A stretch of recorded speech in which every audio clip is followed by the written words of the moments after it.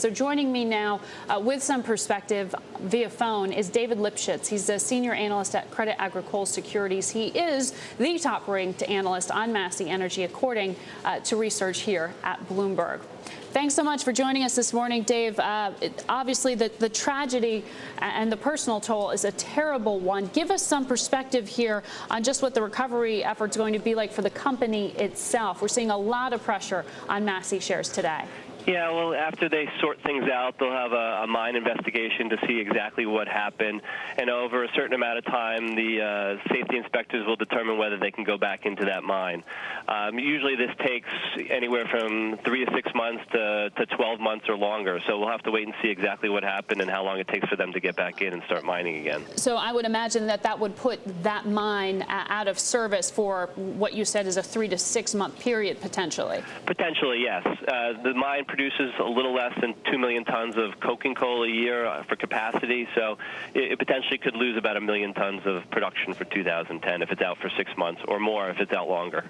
Now, this, from what I understand, was underground mining, but Massey also does this mountaintop mining with the explosions that actually, blow the peaks off the mountain to expose the coal itself. We do know that the EPA has also been issuing new restrictions on just how companies can go about getting coal out of the ground. Do you see any headline risk, legislative risk as a result of this that may complicate things for other coal producers and miners? I don't know if this will have any implications with regard to that. You could potentially see more safety regulations like we did in 2006 after the Sago disaster, so that potentially could increase costs for all miners within the Appalachian area.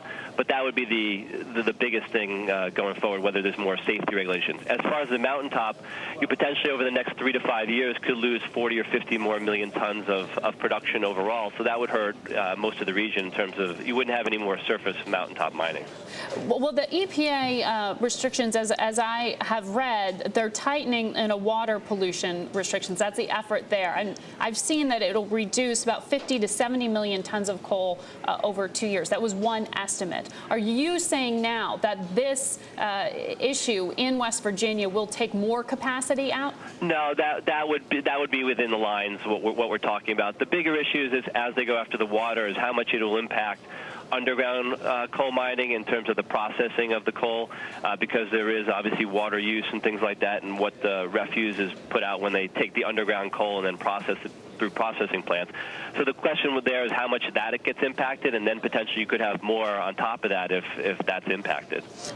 Yeah, we are seeing from the Energy Secretary, Stephen Chu, he's saying that the coal mine explosion shows safety improvements haven't eliminated the danger. So obviously we're going to continue to watch some of those perhaps efforts in Washington, how they may be impacting how you, Dave, have a position on the stock, on the company as well.